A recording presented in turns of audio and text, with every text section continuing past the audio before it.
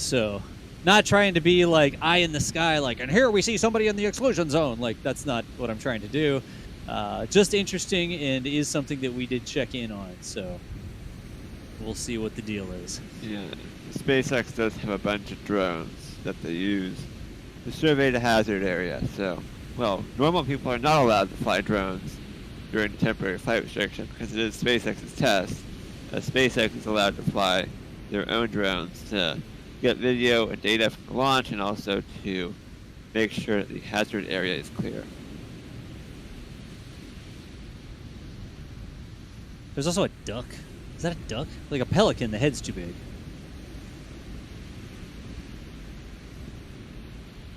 A bit of slight configuration change to Boca Chica bot.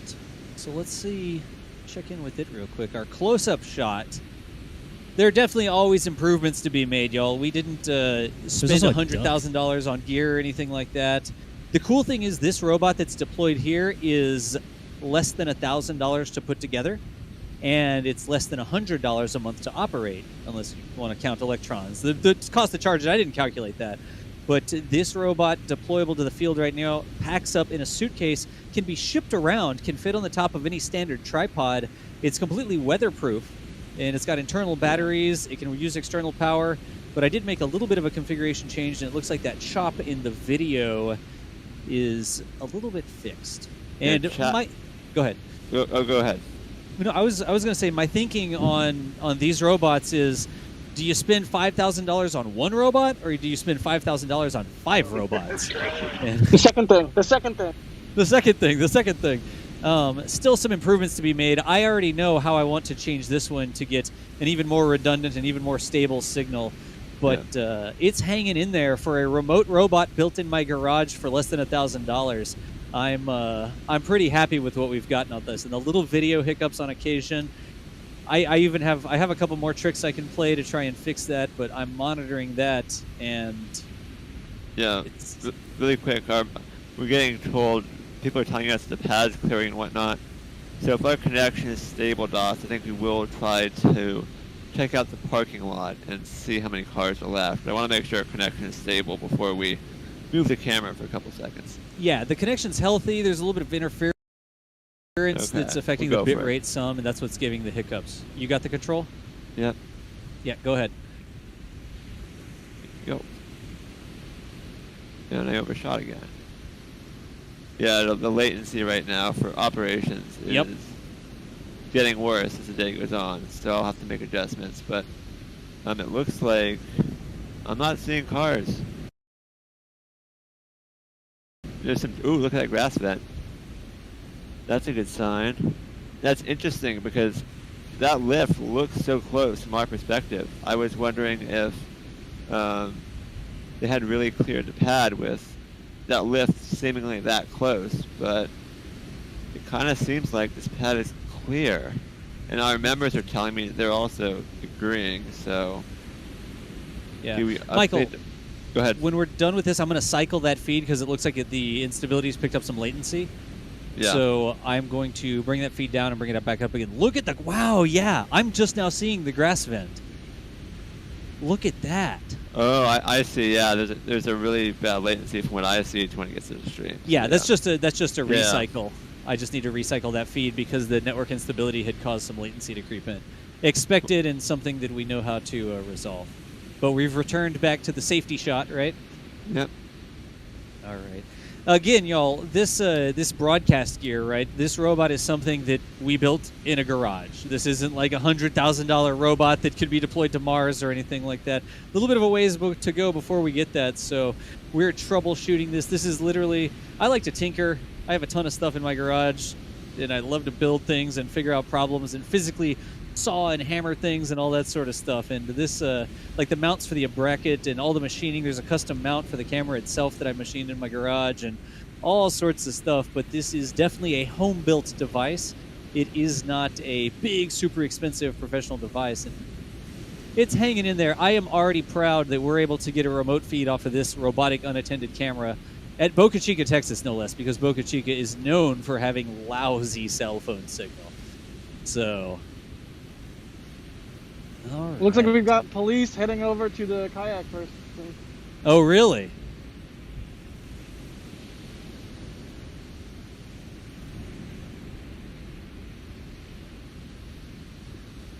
Let's see if I've got one of these set up. I do. Here we go.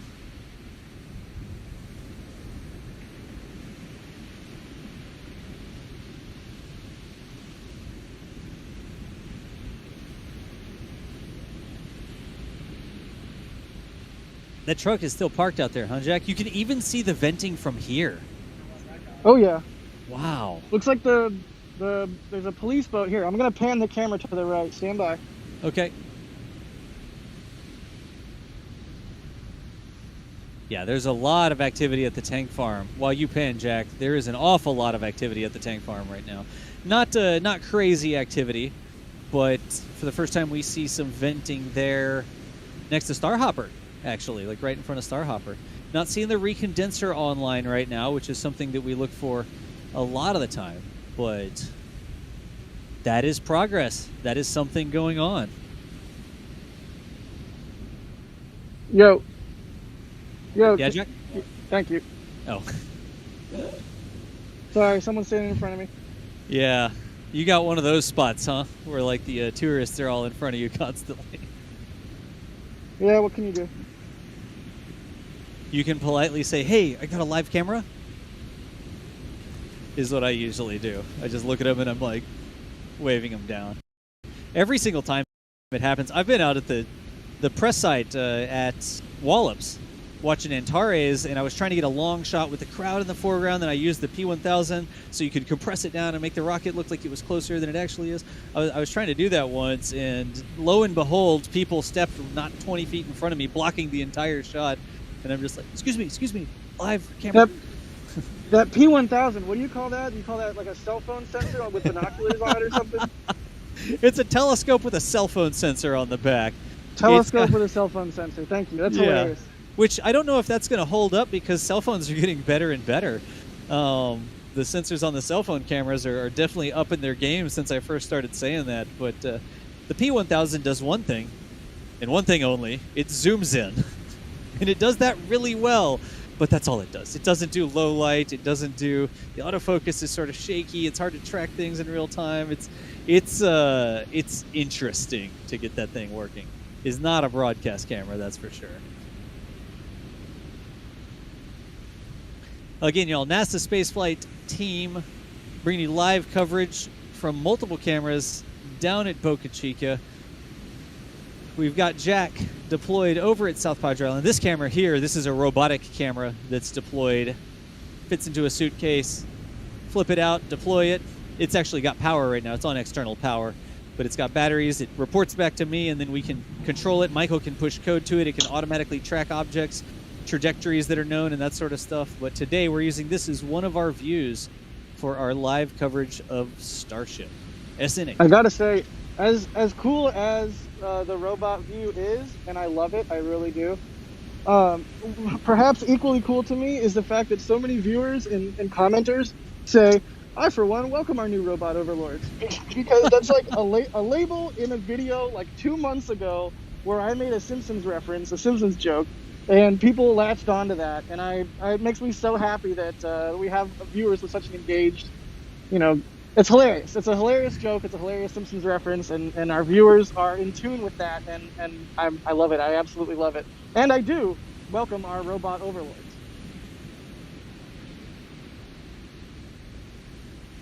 Yes. Jack, I'm on one thing on the side real quick. And Super Chats, wow, I said 30 minutes, and it's now 47 minutes behind. So I will flip back over to the Super Chats in just a second. I've got one technical thing. Again, y'all, we're not a massive team. Chats. Yeah, that'd be great. We're not a massive team of like 20 or 30 people. It's Michael, who can help with Super Chats. It's me here in the studio. I'm actually running all the video switching and stuff like that, and we all our servers up in the cloud. And then Jack is out in the field. And those are the three people right now. Chris G stepped away for a minute. Mary's out there as well, but we don't have a team of 20 people doing this. So I'm going to be off mic for just a second, and y'all take it away. Okay, will do. Yep, can do. I can answer some questions if you want to pitch some at me, Michael. Sounds good, Jack. Let's see. Robo, thank you for the 5 Australian dollars. Elify, thank you for the €5. Is the weather looking okay today? So how's the weather, Jack? Oh, Jack, weather report time. Awesome. So the weather is great right now. It's a little bit warm, actually. I kind of wish I was wearing shorts, even though I'm not a shorts guy. This is what you get when you ask me for weather, okay? But it is, let's see, my weather app of choice is saying that it is currently outside 60 degrees. Feels a lot higher than 60, but it's good. It's a nice day, no wind, barely any clouds. In fact, no clouds really that I can see. Maybe like one little puff, but no factor, as the pilots say. But yeah, should be a really, really good day to fly, should they be able to get it in the air today. And of course, just a standard hedge, today might not be the day. Today is the first attempt of several. And if you remember previous attempts for, say, SN5 or SN6 or Starhopper, sometimes it takes a couple days for all the planets to align and things to work out. So, but today, no, I do just want... Go for it.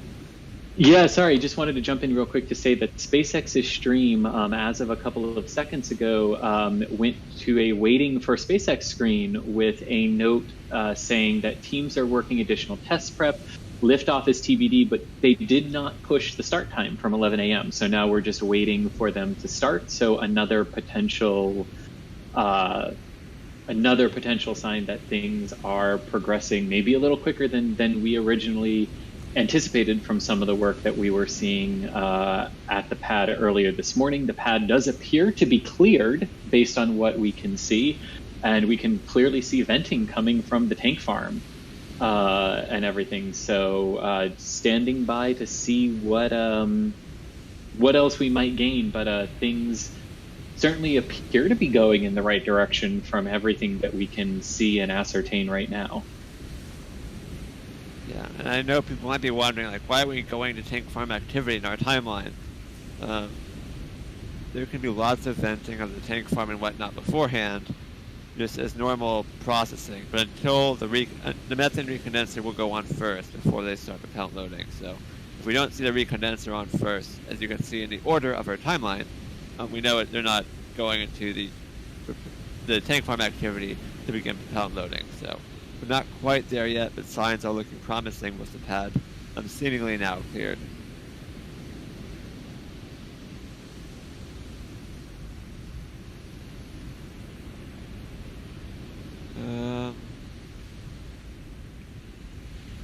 And Chris, if you can take a question or two, I'll be back in about 30 seconds. I just have to fix one thing in my room. Sounds good to me. All right, Osmond Foe with a $20 super chat, $20 Canadian, saying, I believe Elon gave this a 1 in 3 chance of landing. It might be expressed as kasplat, so close, and aced it. Yeah, I think that's pretty much the three possibilities. I know we were joking a little bit yesterday, but it was something that Elon said pretty much to you. About the level of excitement, like if it reaches apogee, kind of expected. If the fins all work, that's really good. If the engine relights, that's like, oh my gosh, we're getting toward best case scenario. And if it lands, it's like head explode. It did it. So yeah, definitely think that is correct. Splat, so close and aced it. Thanks so much for the super chat. Really appreciate it. Don Turalio saying, let's stick this landing there with some 20 Swiss francs. So thank you so much for that support as well. And George with £5 saying, okay, you convinced me. Here's £5 for the long range IR robot. Yes, I think we know what DOS's next toy is going to be to level up coverage. Chris, I have so many ideas, and I appreciate you trusting that sometimes some of my ideas may actually work out. Well, hey, there's a good track record of them working out. Don't sell yourself short, man. I appreciate that. I have too much fun, but at some point I'm going to have to call FleetCam not Alpha anymore. It's been live for like 45 days, and it still says Alpha. I just feel on the hook. Once it's no longer Alpha, I feel more on the hook in case something goes wrong. How about you just add like the infinity symbol after Alpha, and we just go with, oh, that's its name, because maybe there'll be a more than one Ooh. Alpha Infinity. Oh, I don't know. Like now we're into some weird espionage movie name title thing. Like, oh, but it's the it's the Alpha Infinity group that's behind it all. Sort of like a anyway. Welcome hands to of blue hour sort of 5 thing, of right? our live stream. Chris, we've only been up for 3.5. We've been up for 3.5 hours. It seems like we just started the stream. Wow. All right, I'm excited. I'm sitting in my look. I'm not shy about this. My studio is my spare bedroom at the house, right? I got monitors everywhere. I got sound and cameras and lighting and a green screen. It's all this stuff, right? I'm not shy that it's a spare bedroom, but I am sitting in my chair, in my office chair, and I'm like shaking. I'm excited. Like, it's a little weird, honestly. Is that a different vent than what we've been looking at before, or is it just more prominent but the same vent there, Das, by Starhopper right now? It's not the condenser vent that's usually behind the 3 tanks in the foreground, but it is a vent I think we've seen before. It's just sort of the order of operations is switched around. But that's a different one. I guess what I'm trying to think or ask is, are we potentially farther along in the timeline than we might think we are? I don't know. I'm not sure. I mean, I am a little bit surprised to see the pad completely clear, but it's launch day. This is an actual launch for this rocket. This isn't like, oh, we're going to put some cryogenic liquid, it's going to get frosty, and then we're done, right? This is launch day. So this is the first time we've seen a Starship launch day going up to 12.5 kilometers. So exactly.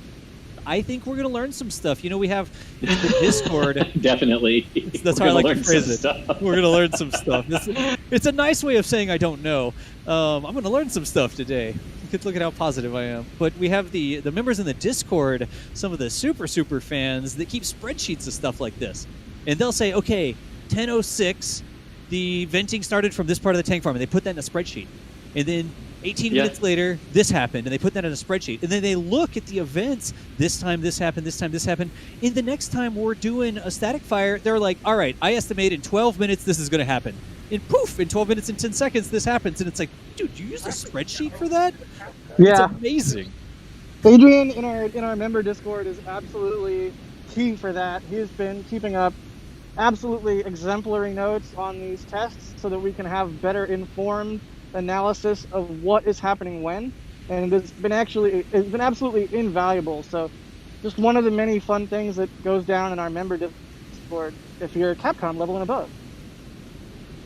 Absolutely. Jack, can you see the venting? You can see the venting, can't you? Oh yeah, you can. Oh yeah. Man. Wow. Yep, and the kayaker who the police boat appeared to come by. They didn't stop or anything, but they hopefully they said something on their bullhorn or whatever to get this person to leave, because it looks like they're starting to pack up now. Thank goodness. I mean, many people. That would be further confirmation that we are pressing if police and security are actively clearing the area now. So that's good to know too. Oh yeah. This is unconfirmed, but I heard some chatter earlier from what appeared to be a sheriff's deputy that they were patrolling the sea area and they were patrolling the South Bay. So it does sound like there are some vessels out doing the work of trying to keep the range clear. Excellent. And that's why we've got hazard zones live on our overlay there. It says pad cleared, hazard zones live. That's where we're at. And as far as we know, based on these spreadsheets and past experience, the next step is supposed to be the recondenser, but it's a flight. It may be new. It may be something we haven't seen before. It's one of the beauties. It's why we call this roadside rocket science. SpaceX has not provided us with an official list of events, timings. They don't provide that for these tests. It's not like a launch where SpaceX says, okay, we're launching a Crew Dragon at this time with these astronauts in it. It's basically, well, the window's this long, and we're going to test sometime in this window. We don't know when. And they don't even tell us what exactly they're going to do. So we observe, we watch what's going on, and we gain experience with what's going on, and people help us document it, and we use our experience literally watching these tanks in Texas out at this farm to sort of understand what's going to happen next. Let me check in with the tower cam real quick and see how its feed is. Transitioning over to This camera is on a high-rise condo hotel, I guess, down there at South Padre Island. Camera's about 6 miles away. I don't know, this already always blows people's minds because look at how much this camera can zoom in, right? I love it. I love it so much. Whoa! Extreme close-up! Extreme zoom out! Yeah.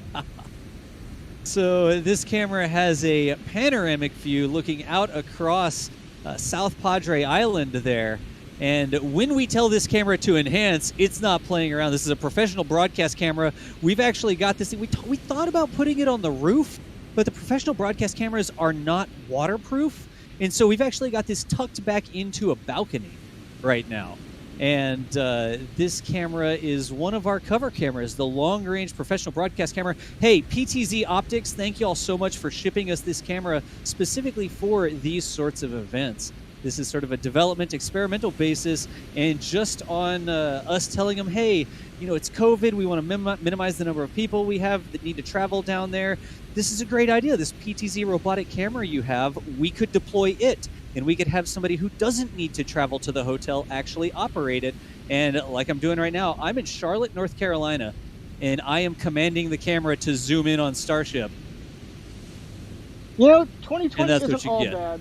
The fact that technologically you are able to do that is absolutely mind-blowing. So, super cool. I'm gonna see if I get there. I dial in the focus just a bit, but that really is cool, y'all. It really is cool. So, all Well, right. we've set a record today on our end.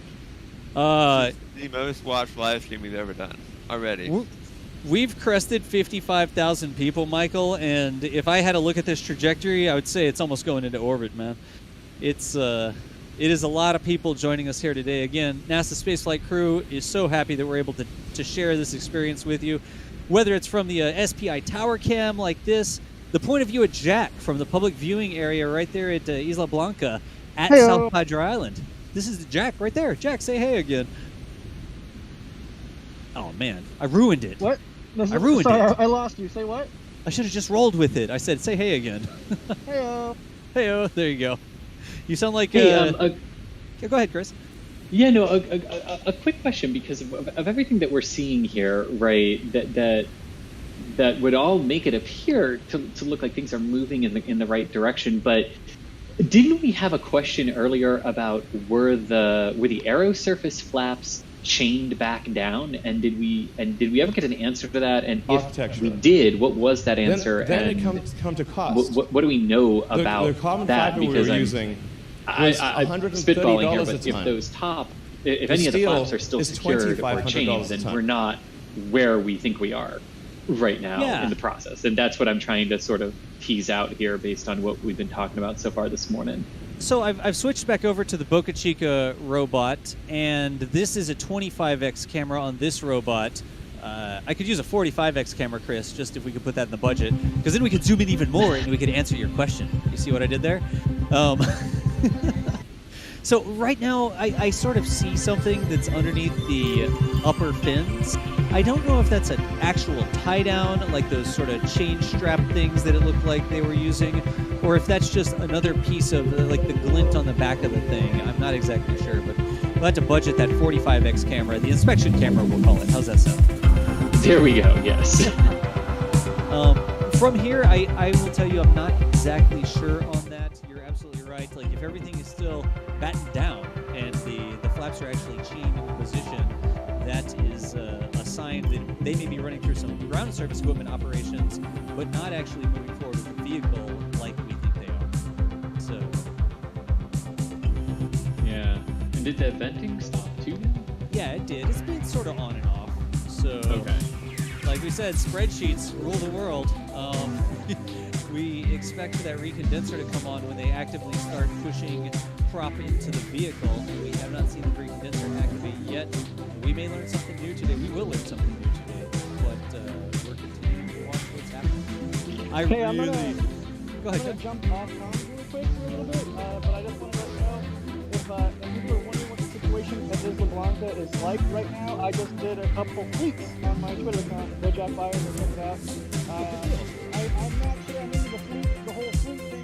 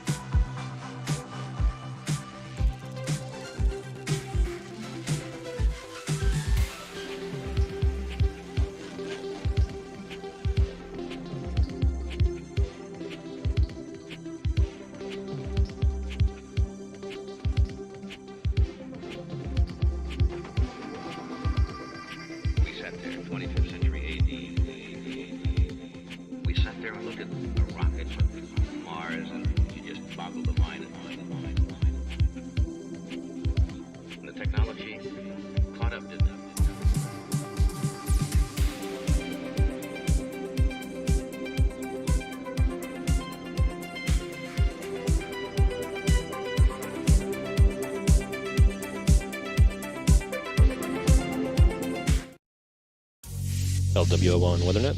Liftoff conditions looking pretty good. TS is ready for launch. Ignition. Liftoff. Falcon 9 has cleared the tower.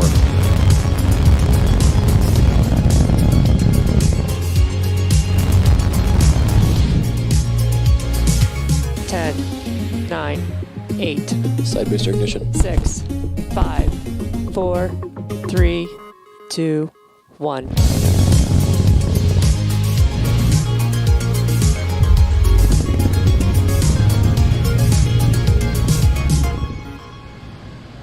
Good morning. It's Tuesday, October 6th, and on your screen is a live view of Falcon 9 awaiting its 7:29 a.m. Eastern Time launch from Launch Pad 39A at the Kennedy Space Center in Florida. And hello from SpaceX headquarters in Hawthorne, California. My name is Shiva Bharadwaj, and I'm a space operations engineer here at SpaceX. Now, you are watching a live webcast for our 13th Starlink mission and our 17th mission for this year. If you've been following along at home, we've had to stand down this mission a few times now due to unfavorable weather conditions, as well as an out-of-family reading on one of our ground system sensors. But all the vehicle systems and ground systems looking healthy today. Weather, we're tracking one item, possible cumulus clouds along the ascent trajectory, so we'll keep you apprised of that as we hear more on the nets. Now, to date, we have launched more than 700 Starlink satellites to orbit. If you're not familiar, Starlink is a constellation of satellites that can provide high-speed, low-latency internet all over the globe, particularly in remote and rural areas where connectivity is often limited and sometimes completely unavailable. We will be performing 2 second-stage burns today to deploy those 60 Starlink satellites about 1 hour into the mission. Those 2 burns allow us to deploy the satellites into a circular orbit, which helps them get to their final orbit, about 550 kilometers above the Earth, much faster. Now, at this point, we are just under T-minus 9 minutes to go until liftoff. All systems looking go for on-time liftoff this morning. Now, on your screen is a live view of the Falcon 9. That's our 2-stage launch vehicle. Falcon 9 is 70 meters tall, which is greater than the wingspan of a 747 aircraft. This particular booster flew for the first time in May, taking Bob and Doug safely to the International Space Station on their historic mission. It also flew again in July for the Anasis 2 mission for the Republic of Korea.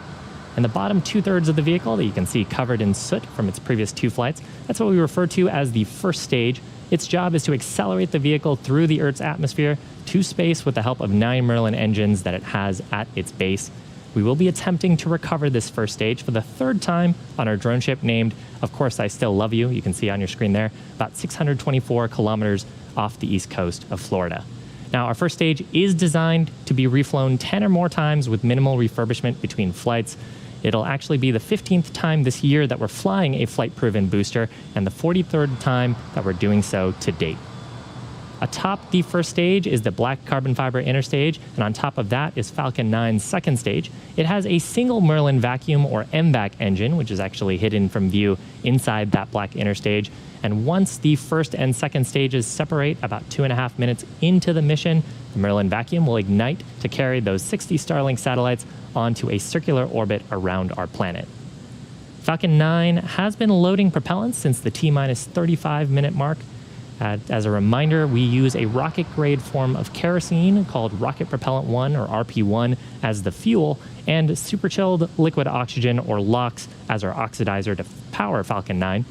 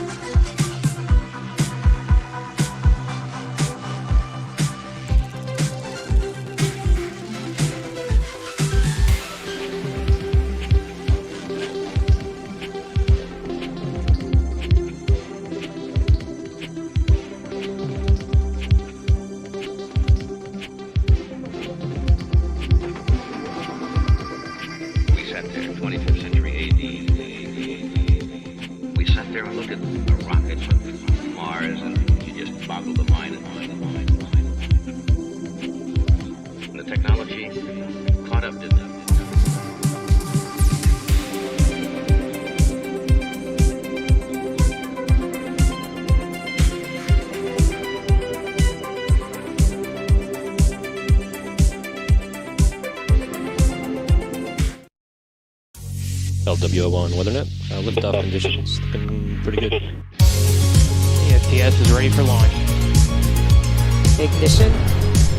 Liftoff. Falcon 9 has cleared the tower.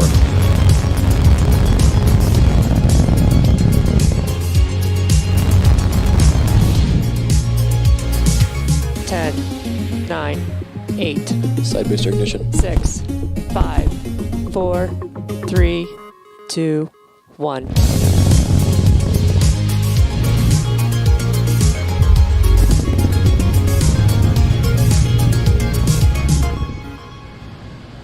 Good morning. It's Tuesday, October 6th, and on your screen is a live view of Falcon 9 awaiting its 7:29 a.m. Eastern Time launch from Launch Pad 39A at the Kennedy Space Center in Florida. And hello from SpaceX headquarters in Hawthorne, California. My name is Shiva Bharadwaj, and I'm a space operations engineer here at SpaceX.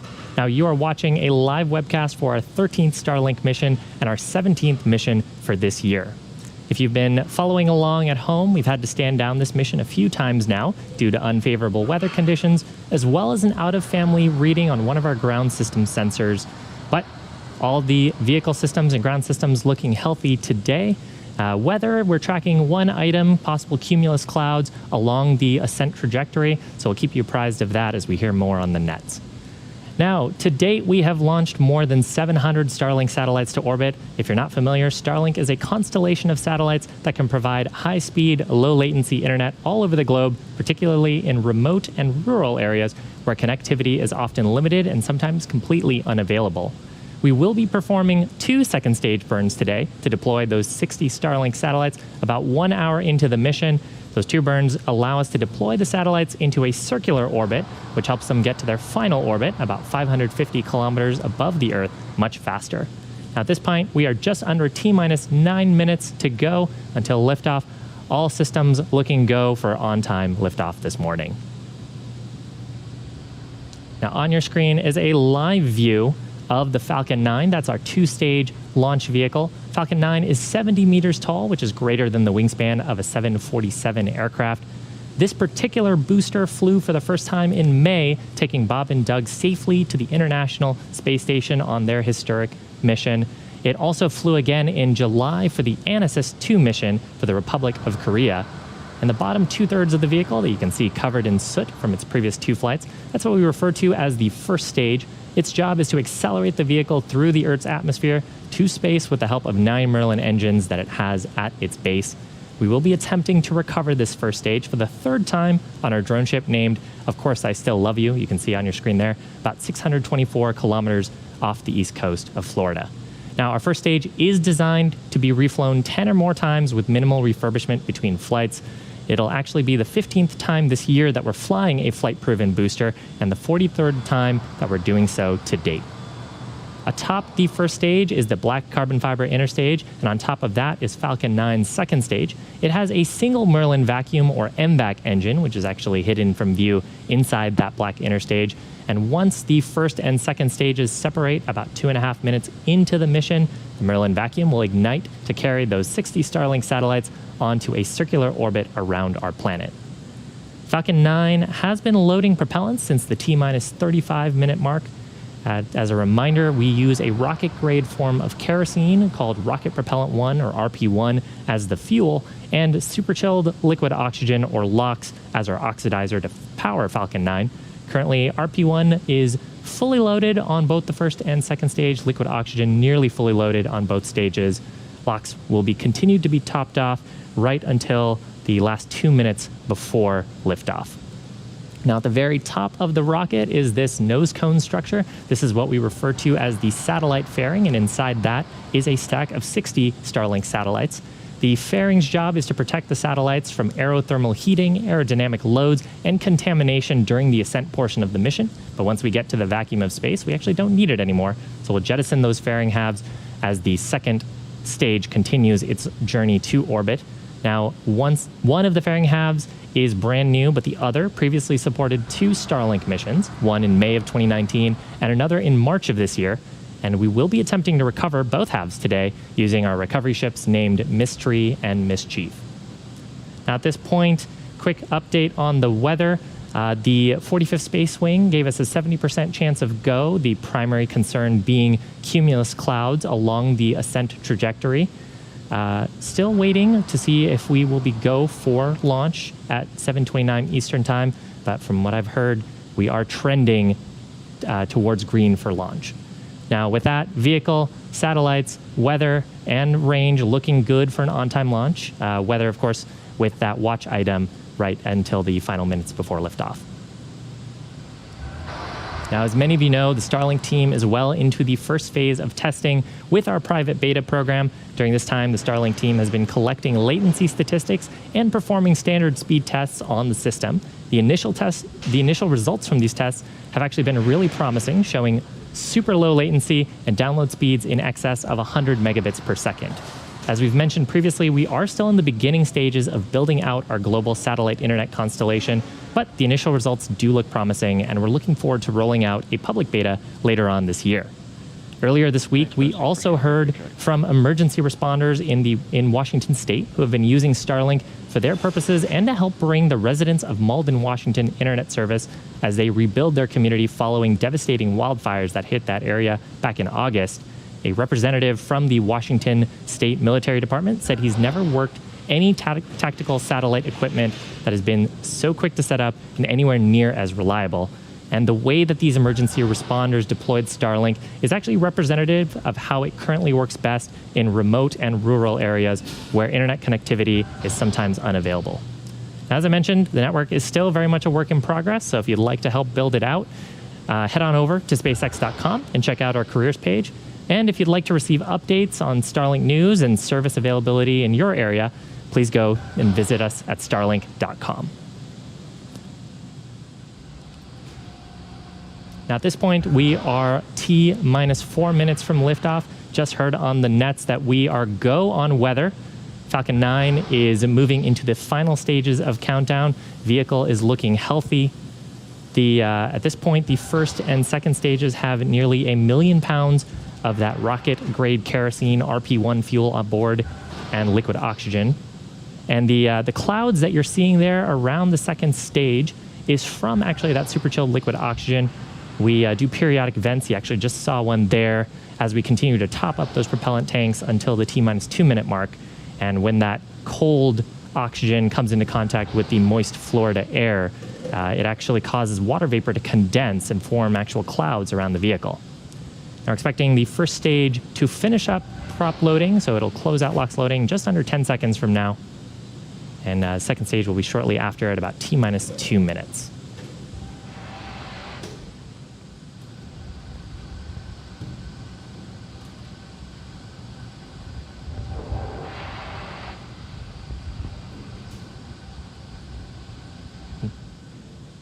Now about T-minus 60 seconds, Falcon 9. LOX load closeout.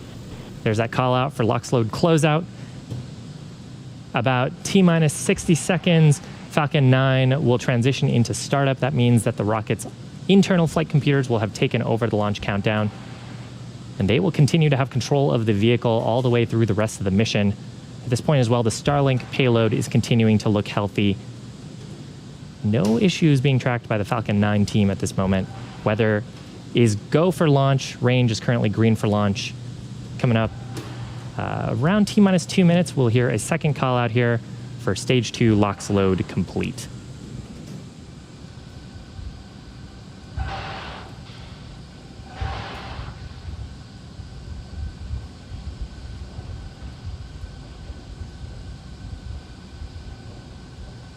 Stage 2 LOX load is closed out. Beautiful shot of pad 39A with the crew tower to the next of it. Not using that today. Coming up shortly here, we'll actually see some venting from that large truss structure on the left-hand side of the vehicle. You can see it starting there. That truss structure is what we refer to as the transporter erector. That's what rolled out Falcon 9 to the pad and provides electrical power as well as the propellants that we've been loading into the vehicle. At this point, we're just venting out liquid oxygen that is in the lines on the transporter erector before transitioning into the final steps before liftoff.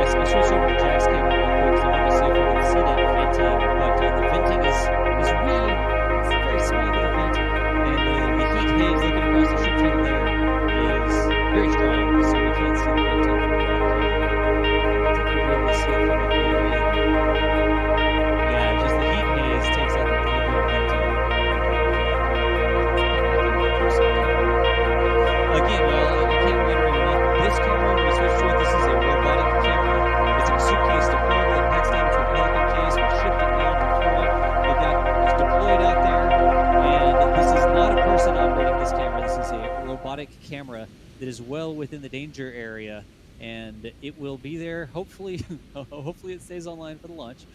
We'll see. Hedging my bets on that one, but I built this thing in my garage, and this is just, it's a fantastic view being able to be this close to Starship as it starts to breathe for its flight. Super chats. Segar, thank you. Can Starship survive heavy rains, thunderstorms? It looks like it. It's been raining and thunderstorming out there in Boca Chica. And I checked right there on the screen. Starship's still there. Appreciate you, Segar. Taylor Van Camp says, the thrust is 3. Nice. Hope y'all are enjoying the day. Let's light this candle. Taylor, I'm having a fantastic time. I can't be there in person, but with all y'all hanging out with me and all these cameras and all the people out there in the field helping us out, I wouldn't have it any other way. Trey Greer, is the vehicle aerodynamically stable without engine gimbaling? Will they transition to inverted belly flop at MECO? Trey, SpaceX is launching this thing to find out. I guarantee you they've simulated it, but they are launching this thing to get ground truth, sort of air truth, I guess. Not really boots on the ground, it's Starship in the air, but that's what we're going to find out today when we get this test going. We will see exactly how stable it is and when it's going to transition to that belly flop. I don't even want to guess. Citizen Blue, Rip Chuck Yeager, absolutely. The world lost a really cool human being. I hope a lot of people aren't like, oh my gosh, that's what he would say, a really cool human being. That's my way of saying it. I mean, he just lived an amazing life. I tell you that much. Howard Wood, let's see here. We're going to find science support. I am not exactly sure what that means, Howard. We're going to find science support. If you're asking about, you're drawing a comic of the dawn of Mars colonization, you mean you need some like research? You need information on like how things work? If that's what you're talking about, research for your comic, NASAspaceflight.com actually has tons of articles and tons of information. If you join the forums, there's tons of technical information and that sort of stuff as well. A lot of people to talk to too. So that's probably what my answer is going to be for you. Everything space, great work as always, NASA Spaceflight team. Light this candle up, can't wait. Carrie Beasley, no, y'all, the scroll bar keeps getting smaller. Should we read anything into the imminent start of the SpaceX stream? SpaceX stream starts. When it actually starts, that's when we'll read something into it. Gosh, I can't even get us to Jack Knudsen. Yep. Kavarvar, thank you. Hef Williams. Certainly they can't launch with a man lift near the pad. They can. So the lift, the little telelift there, they can leave them near the pad sometimes. Are they going to clear out that yellow arm or not? I don't know. But we have seen them stow that away. Also, remember, the telephoto lens on the robot here compresses things a little bit. That lift may be a little bit further away from the base than you think. Or they may go in and do a final inspection. Not sure. One way to find out. What's Doss's favorite cheese? Jarlsberg? Is there a cheese called Jarlsberg? I don't know. How far out offshore is the exclusion zone? Michael, do we know that? I don't know off the top of my head. How far out? Yeah, how far off ashore does the note mar extend? I didn't actually measure that. I didn't measure it, but we can pull it up. All right, John, we'll grab that answer for you. I'm going to keep reading while Michael grabs... Oh, well... I mean... eyeballing it, like... do not take this as... If you're out there on a boat, do not take the number I'm about to read as the answer. Please look into it yourself and figure out the actual distance. But, I mean... There's no scale on the map. Boca Chica geography knowledge, I would maybe guess 7 or 8 miles. What do you think, Doss? I'm looking at the preview, and I off the top of my head, why don't we do this, Michael? Can you try to measure that a little bit more closely, then get back to us? Yep, we can do that. So we get like an actual answer. And I'm going to keep reading chats here. J5 Project, have a coffee on me. Gina Marie, any estimated time of launch? Unfortunately, no. Special permission. We did check in with SpaceX, and we talked to them about our plans for coverage and made sure that we weren't doing anything that would cause a problem.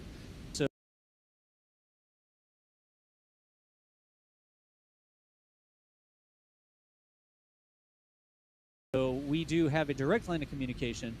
Chris G, who you hear on the stream all the time, has a direct line of communication with the powers that be at SpaceX, and we did talk to them.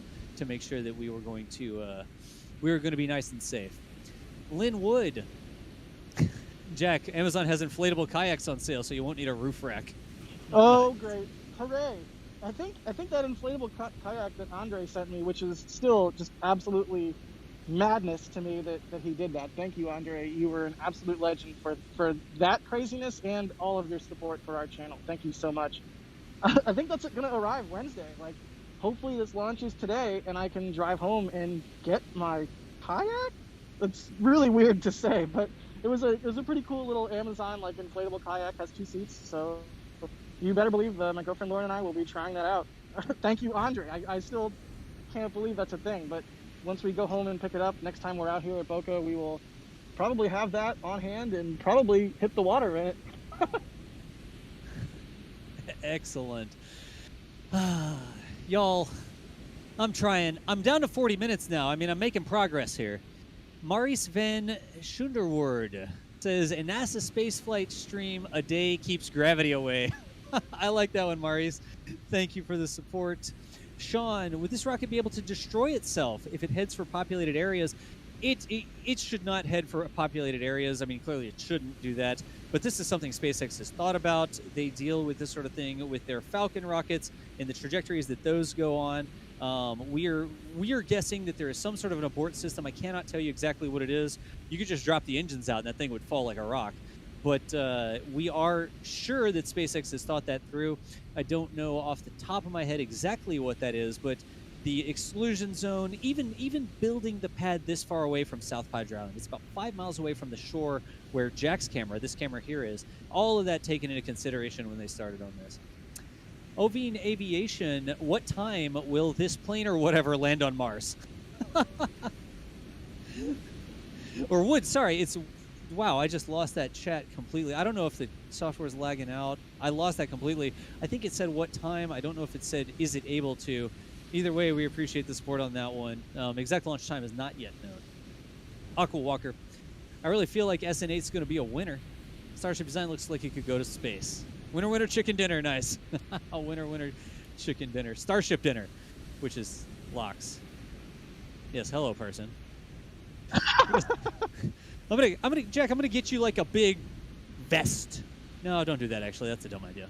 Don't wear a vest. People should just pay attention. I was into it. Please, a vest. Go on. Do you want one of those old school press hats that has a press card in like the Trilby hat or whatever? I don't know what type of hat that was.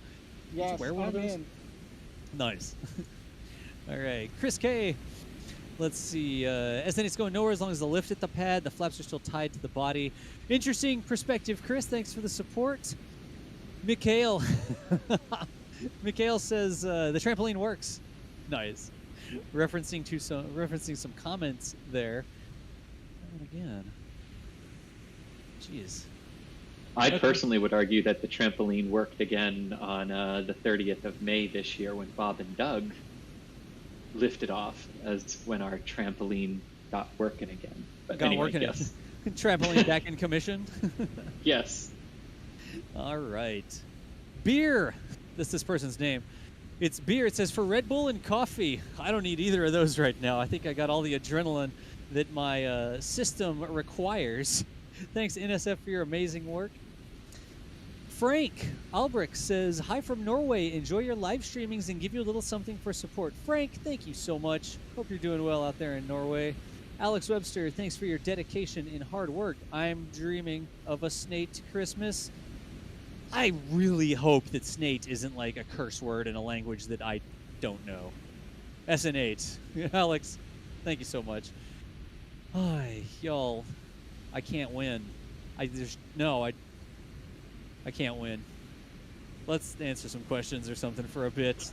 Chris. It's a Jack. good problem to have, though, right? Not being able to get through the queue. Yeah, we're basically talking to a full stadium at this point. What are we at? 70,000 people?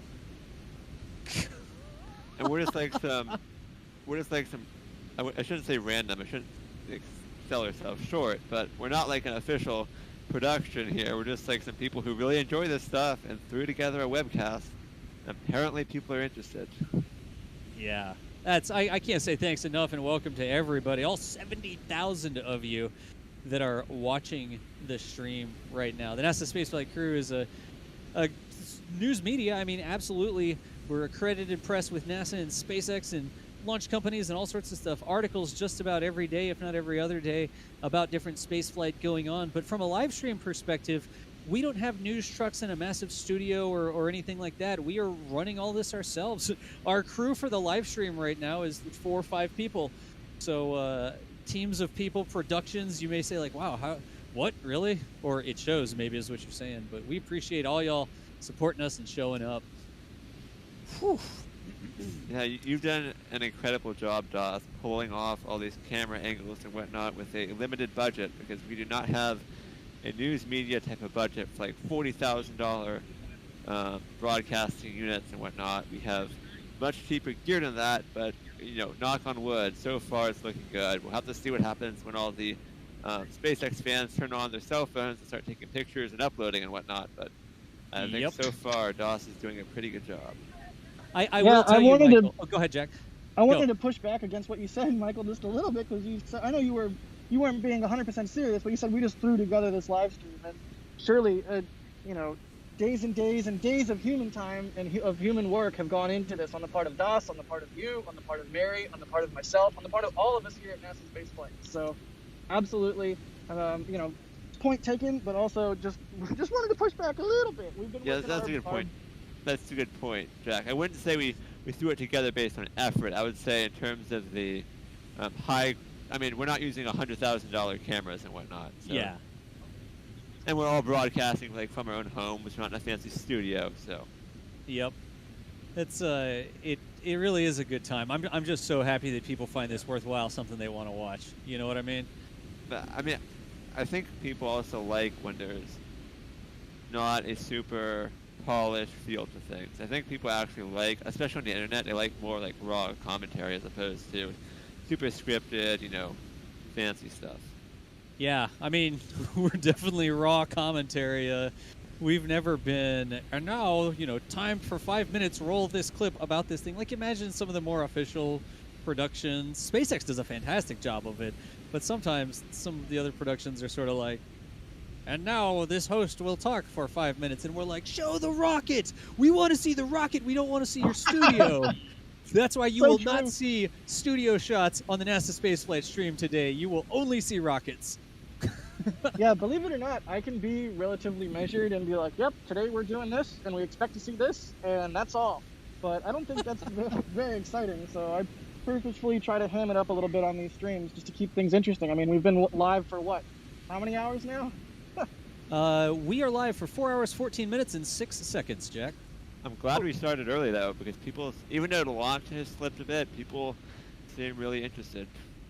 Yeah. That hey, y'all. Yeah, well, I think this goes to a lot toward that idea of what we talk about, right? That we always call it a space community, right? And that can seem cheesy, right? Because sometimes members of our space community, we never see in person, right? We never see face to face because they're halfway around the world. Some are in New Zealand and Japan and Russia and India and Europe and all around the world, and we just never see each other, but we're still part of that space community. And, I really like the idea of going live early and just being able to hang out, because I was also thinking too, like based on this test, and, we've got all the time zones around the world too.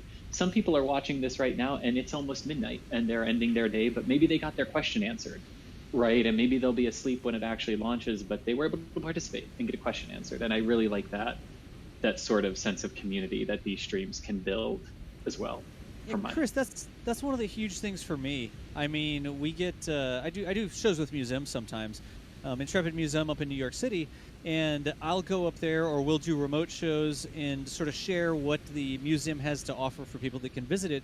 But the vast majority of people on planet Earth are not going to be able to visit the Intrepid Museum in New York City. And so to be able to share that sort of experience, if y'all don't know Intrepid, that's where Space Shuttle Enterprise is, on the back deck of the aircraft carrier there in New York. But just being able to sort of share that experience, walk around something, look at something with people who will never have an opportunity to go there themselves. I think the majority of the people watching right now will never be in Texas. A lot of them will never, most of them will never be in the United States if they're not there right now, much less South Padre Island, much less for a Starship launch. And so being able to bring this experience to everybody around the globe, I mean, truly we are living in a wondrous time. And people starting to check in where they're from. Argentina, Czech Republic, Omaha, India. Y'all, hey, destroy the chat real quick. Just tell me where you're at. Tell me where you are hailing from. I don't want you like you all heard it. You all heard it. Das said told you to do it, not me. Chris, this is where you just sort of let the chat wash over you. You know? I don't fear the chat. Chat is the mind killer. I just let it wash over me, and when it's past, only I remain. That's what you got to do here with the chat checking in from Wisconsin, Hungary, Virginia, Ohio. There's a Florida in there. Scotland. There's a Macedonia. Couldn't even find that on a map. Colombia. Pretty sure I know where that is. India. I could draw that. Costa Rica, Warrington, UK, Portugal, Spain, France, New Zealand. I mean, truly, I need to get some Asian representation over here. Do we have anybody in like the Pacific Isles or Japan or anything like that watching? No, it's probably late over there right now. So, Plano, Texas. There's Cape Town. I'm just looking all over the world. People able to see this live view of the SpaceX Starship on the pad at hopefully T-minus question mark before its first flight. Whew. This is